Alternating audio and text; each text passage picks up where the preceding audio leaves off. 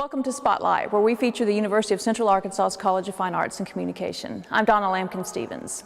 You're in for a treat today. We go inside the BA, BFA art exhibit at the University of Central Arkansas's Baum Gallery, where graduating seniors must exhibit to get their diplomas, and it is a very special show, so be sure to join us back on Spotlight and come out and see the show.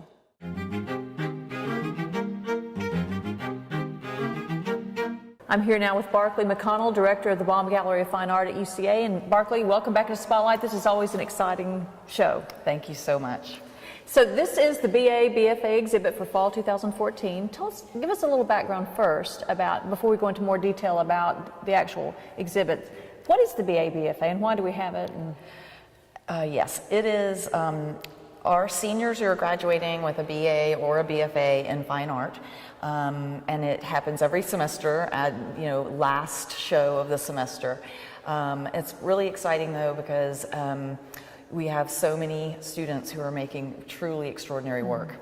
Now, this is your fourth year? Mm-hmm. Can you see the progression of the program since you arrived? Are we, how does this, are we doing more and different things? Are we, how would you describe your journey here? It's interesting. I do see that the work is consistently excellent, but with students, always you never know. Every student is different, and whatever, and so I feel like the faculty are consistently strong and conveying what needs to be conveyed. The work hasn't. I can't see like an arc of it, but I see a consistent excellence. Well, I think that's good. If it's always good, at some point, yes. So it says a lot about our faculty. It does. So tell us a little bit about this show. What's the process for them getting work picked to be here? Because they have to do this to graduate. It's quite a process actually, and they work on this for about a year, and they propose work, and they have a committee that decides what gets to be in the show. And sometimes you'll see in this show there are few students, but they got a lot of work in. And then sometimes you'll see a show where, students only get one work in the show. They have to have at least one work in the show to graduate. And all of these students had a lot of their work picked, which is great for us because it's a few students and they've really filled the gallery. Now we only have 8. Only 8. Is that right? So 5 BA students. Yes. And 3 BFA students. Correct. So tell us a little bit about the show itself. There's a wide variety of different kinds of art. Yes, right? There's a wide variety, and this show is very strong in graphic design. So there is a lot of graphic design work in this show. There's a printmaker who's done some unusual things with printmaking, which actually looks very much like graphic design, this work right behind us. And then there's a photographer, just one, and she does some black and white and color work. And there's one ceramic and sculpture artist who's one of the BAs. And then, let's see, another printmaker who does these wonderful little books. So it's a real diverse show. So, and we talked off camera a minute ago, it seems like with the fewer number of students, although there's a lot of art, it's still sort of an intimate show, wouldn't you say? I think so. It's when you have a lot of work by fewer artists, you really get more of an understanding of what that artist's, aesthetic is like. And so you learn more about each artist, I feel. Okay. So tell us, remind the audience, what's the difference between the BA and the BFA? The BA, well, not to get too technical, the BFA is a much more rigorous program of study. So a Bachelor of Fine Arts means you take a lot more courses within the arts, and a BA is more general. And these people who graduate with a BA, what are they apt to go on and do? Just about anything. Really, very versatile degree. Yes, nowadays, people say, an art degree will do nothing for you, but it does everything for you. In the hiring world in this day and age, people are looking for creative people, and they don't really care what you studied undergrad as long as it's something, if you can show that you've got a level of creative thinking, that's who they want in their workplace, And what about the BFAs? What are they apt to do? Straight to grad school? But we hope, they'll grad school. We hope they'll become practicing professional artists. But some of the BAs will too, So there's strong work in both categories. Excellent. So as I recall, much of this artwork is for sale. So Yes. people want to come out. Tell us about that process. Yes, lots of people come to the show to get a good deal on art. Good. But yeah, some of it's for sale, some of it's not for sale, but the artists will be here and be able to discuss. We'll have prices available if people request.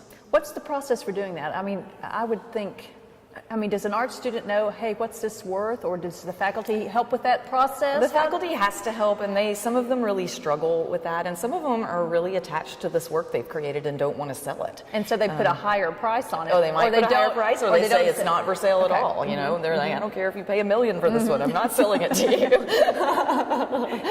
So yeah, it's that's a tricky process, because when you're an emerging artist trying to price something, you're not in the New York art world. Right. So generally, what would the prices range from? I know it's just ballpark. If someone would think, hey, I might want to go out there and look around and see what's for sale. Well, they really do vary, and depends on what it is. And I've had, each year, for example, we have another student show, the student competitive, and the gallerists that come and judge it will always buy work, and sometimes it'll be $75 for, a really wonderful drawing that, is pretty extraordinary or whatever.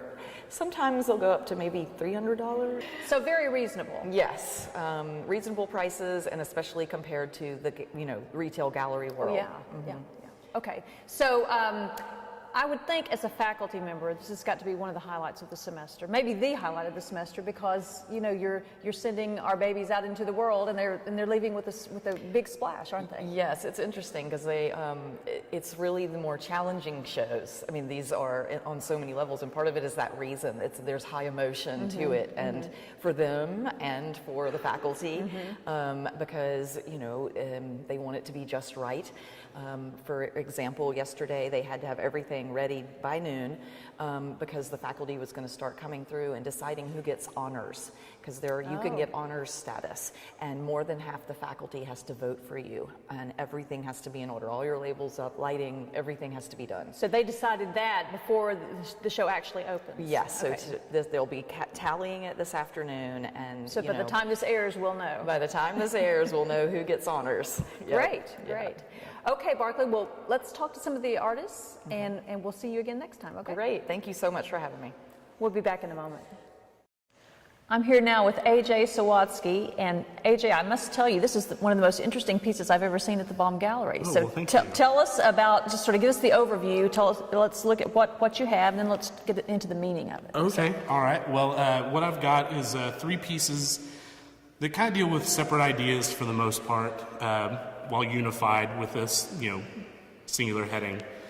For me, I grew up with guns, and so it wasn't this really foreign thing that I think a lot of people deal with, especially, in the South in general.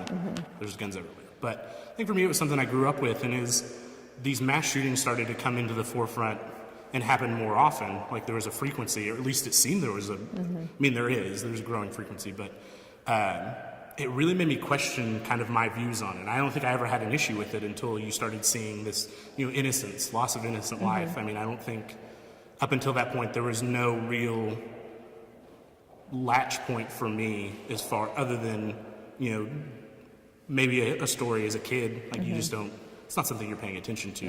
And in Oklahoma, we had the Murrah building. Yeah, there we go. Oklahoma City. In the bombing. And but that's like a totally, I think stuff like that kind of get looped in with the gun violence, but it didn't feel like it. There wasn't any of that there. And so I think just any kind of act of violence tends to get lumped in with the gun debate. And so you've been sort of stewing over this in your own head for some time. Right. And so how did the art come from? At what point did you say, hey, this is an idea for a show? I think for me, art has always been a really great way to explore these tough questions for me. I think it's a really nice form of journaling. I'm not necessarily someone who enjoys sitting down and writing words. To me, words have such a permanence that the images don't. I think there's far more room for interpretation in art. And so I think using visual art as a way to explore these really tough questions that I'm asking of myself allow me to roll with the punches a little bit. I can learn a new skill, which a lot of this is stuff that I've never done before. And so it allowed me to learn something new while exploring these tough questions that I was having and create visually interesting work. Okay, so should we start at one piece in particular first? Is there an order? Or I mean, there's not really an order. They're all, like I said, they're all kind of playing into a very similar idea. And I mean, as far as order that they came, the targets were first, and then moved to these slip cast guns, and then the bullets were third. Okay. And so I think the bullets tend to have the most cohesive, finished product idea, whereas the rest of this was kind of the stepping stones to it. Right. So tell us about going out, and this is your graphic design. Yes. So I mean, this was my initial proposal with graphic design. Making screen prints, there's a lot that goes in, like generating computer images is the quickest way to get something, and then translating it to a screen and making it a physical object. I mean, it's a really quick printing process that's more hands-on, which I tend to prefer, versus just printing it out of a computer. Right. I mean, I like the physicality of an object, and so screen printing just really drew me in, and I wanted to learn how to do it. And so you made these, and then you went to the shooting range? Yes. Okay. Yeah. So there's some tie-in with the imagery that I used. The way they used to marble books, like the inside the marbled paper, and so there's this don't judge a book by its cover kind of thing. And I was really kind of looking at stereotypes and how they tend to be the largest, or they tend to be the most vocal minority of a group versus an actual representation of the majority. And so I think these marbled pages on the inside of books, and then also this tie-in with its camouflage, it has this kind of dual meaning. And then when you look at it, these have a very hypnotic kind of look to them as you stare at the wall and go back and forth, and you get these double targets. And I think allowing for this level of not necessarily confusion, but a complexity to it versus a very straightforward, this is what I meant to say kind of thing. And I think that encapsulates the gun debate to me. Is it's a very complicated issue. I don't think there's not a yes or no answer to it, which I think a lot of people, especially in that minority, that stereotype minority, feel like it is very yes or no. And that, even interviewing people as I went, that was not the case. Interesting. And you use different ammunition? I see. Yes. So why did you do that? Well, I think there's maybe a perception of a lot of people that don't go to a range that know that there are different sizes of bullets. I think there's, if you're not familiar with guns, everything is very it puts this size hole across the board in something, or this gun, they're all as accurate as the next, and there's a very disparaging, range of accuracy and hole size and what they're used for. I mean, the .22 ammunition that I shot, we had a crosswind of 20 miles an hour, and so everything that was being shot at the center was pushed up into the left because the bullets are so small. And so I think that's just, there's that to me is a very nice correlation with the arguments. I think a lot of times when we argue with someone, we don't know what kind of shot we're throwing a lot of times and how that affects what we're hitting. We all have the target over the book is, kind of our initial argument, and we're all the same, give or take a little bit underneath. And so I think as we take these shots at the arguments, we don't necessarily know what we're hitting behind it. Right. Very interesting. So did you do this for a class, or is this No, this just for the is specifically for the show, Okay, yes. great. So AJ, tell us a little bit about yourself. You're from Oklahoma? Yeah, originally from Oklahoma. Moved here in 2006. And what do you plan to do when you graduate? Well, when I graduate, I'm looking at grad school right now. I'm looking at a few residencies, one in Gatlinburg, Tennessee, and another in Roswell, New Mexico at the moment. Grad school, I'm looking at a lot of places. It's kind of a blanket, throw some stuff out there. Colorado is kind of at the top of my list, but we'll see what happens. Very good. Well, nice to meet you today, and this is wonderful. Well. This is wonderful, very thought-provoking work. Thank you. We'll be back again in a moment.